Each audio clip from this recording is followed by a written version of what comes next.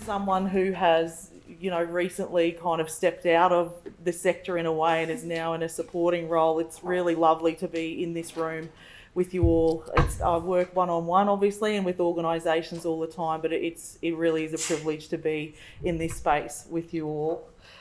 I am always excited to talk about what keeps us well in our work.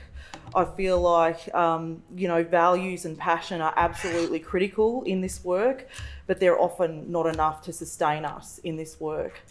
As I consider wellness and longevity in work, I've reflected on my own experience as a counsellor, group facilitator and leader who kind of grew up in the community sector. I started my first role as a 20-year-old, green as green, and finished my degree kind of on the job. So I really do feel like I grew up in the community sector and learned a lot of lessons on the way that have kind of informed where my perspective now on how we do sustain ourselves, and through some glorious, experiences of falling into some potholes myself, which I am always happy to share with people, because I think we need to really normalise that experience also. There is no shame in experiencing difficulty in this work at times.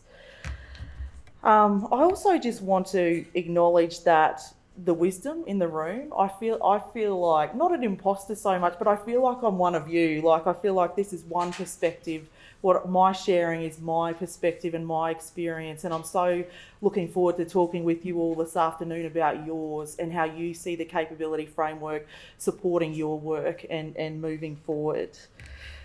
I think when I consider my experience of sustaining myself in work, I've kind of summed them up in three really broad kind of learnings around responsibility, reflective practice and resilience. For me, responsibility is about having clarity around what our responsibilities are and where our roles start and stop. It sounds really simple, but I think in the pace of our work and the demand of our work, it is something that can become very difficult. There's pressure from systems, there's pressure from the demand of the work, and so sometimes having that clarity can be challenging to gather for yourself as an individual practitioner and also organisationally and as teams. So being crystal clear in our roles and our limits and our boundaries is crucial in sustaining ourselves in this work. It's a particular challenge for us who come to this work with really values-led dedication to making a difference and with an acute knowing of how in demand our services are. One of the greatest realisations I've had in my work has been around understanding my responsibility, and that there are many layers to professional responsibility beyond the apparent ones. That being our day-to-day work with the people who come and use our services, who access our services. We can understand and be committed to developing our hard skills, but we also need to, as professionals, take responsibility and understand the foundations that underpin those hard skills and that are crucial in keeping us well as individuals, as teams, and as organisations more broadly. And some of those things, I mean, it's a long list, but some of those things I think are a genuine commitment to healthy team culture, and calling out behaviours that don't align with healthy team culture or are parallel to the work that we do. I don't think we talk about that enough. A commitment to safety, trust, integrity and transparent communication, no matter how difficult that feels, and being wholeheartedly self-aware and committed to your own professional health and well-being.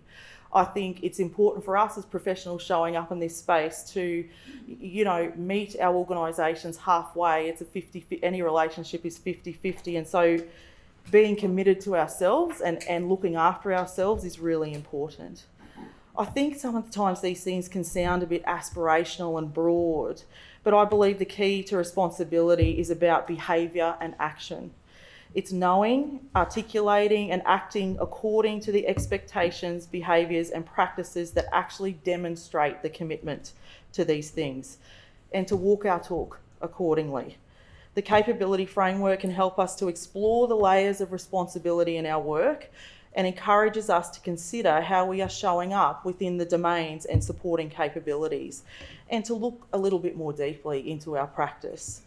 It also encourages us to look at our processes, and from induction through to how we exit people from our services, and make the connection too, I think, between all of those things in between. Recruitment, induction, policies and procedures, how we support our people, what our supervision looks like, right through to HR procedures, and then exiting, when people are exiting our service and moving on to other opportunities. I've had bumps on the road in my own career and some bloody great potholes at times. There was a point about 15 years ago where I'd experienced vicarious trauma, grief and burnout, and I'm so glad that Grace named grief as part of that experience, because that is exactly what it is. And I had to do some serious work around understanding myself and how I was showing up in my work. It was after that experience that I truly started to get reflective practice and just how crucial it is in our work. We need to be committed to asking ourselves, from a really self-compassionate but accountable place, how do we understand ourselves in this work? How committed to understanding our professional selves are we? What does that commitment look like for us as individuals? And then how is that supported more broadly by the organisation? That question is all about knowing. It's about client-centred practice, absolutely. It's about knowing our impact or potential impact on the people that we are working with and for. The other question I think we should always ask is, how am I action-oriented in reflective practice? In what ways am I integrating my learning and lessons into how I'm moving forward in my work? It is action in reflective practice that creates robust practice and resilient practitioners. And on that note, I think around resilience, the question for us is with curiosity, considering how are we rising through our setbacks and challenges. Resilience is absolutely a byproduct of many things in our work, but that is including robust reflective practice, processing and integrating our experiences and our feelings from the work that we do into the way that we move forward. We are human beings who are, experiencing these vicarious traumas, I'm going to call that, and how we integrate that for ourselves is super important in our longevity in this work. When we give ourselves permission to identify our challenges and vulnerabilities in our work, we're better able to understand the emotions, the feelings that are associated with them, and then the implications to our practice, and to work on our growth and development.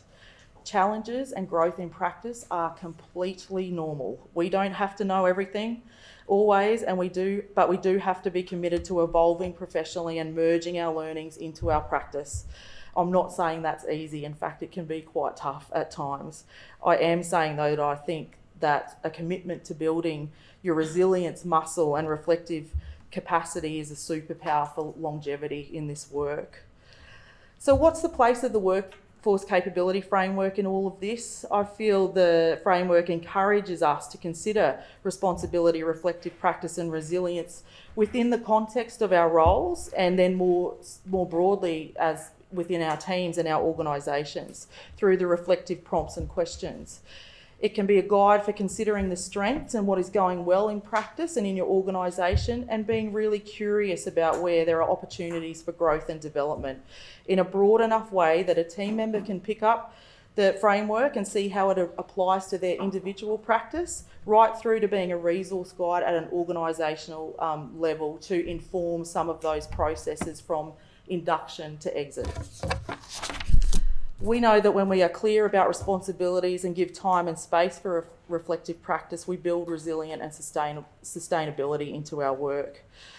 The framework also articulates beautifully where there are differences and depths between our roles, and could be used as a roadmap to plan for upskilling and growing emerging leaders in our organisations. A part of sustaining our workforce is honouring the wisdom, skills and dedication that is in our team already, by offering opportunities for career progression in a really well supported way.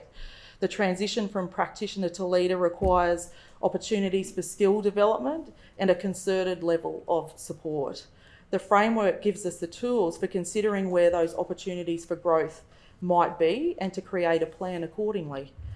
When we approach succession planning and leadership with conscious plan and strategy, we are actively working to sustain our workforce, and we keep the wisdom within our organisations.